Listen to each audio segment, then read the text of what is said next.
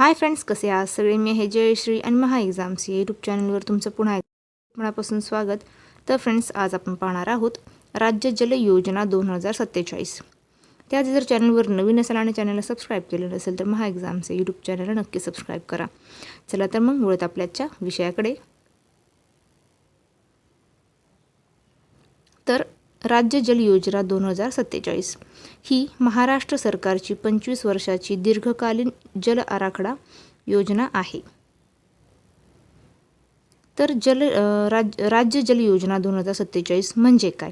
तर ही योजना 2047 पर्यंत म्हणजेच विकसित भारत 2047 ध्येयानुसार महाराष्ट्राला पाणी टंचाई मुक्त करण्यासाठी बनवलेली आहे.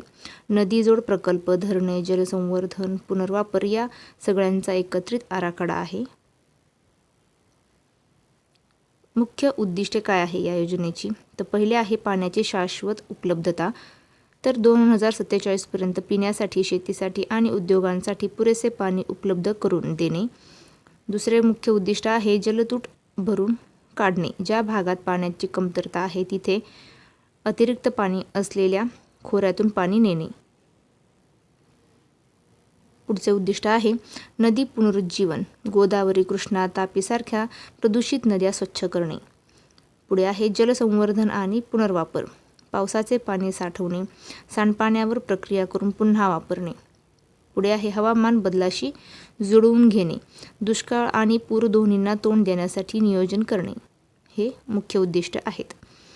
तर योजनेचे 5 मुख्य स्तंभ कोणते आहेत? तर पहिला आहे आंतरखोरे जल हस्तांतरण. धरणातून आणि नद्यांमधून अतिरिक्त पाणी टंचाईग्रस्त भागात नेणे. उदाहरणार्थ कोकणातील अतिरिक्त पाणी मराठवाड्यात नेणे. पुढे आहे जलस्रोत विकास. नवीन धरणे, बंधारे, तलाव बांधणे आणि जुने दुरुस्ती करणे.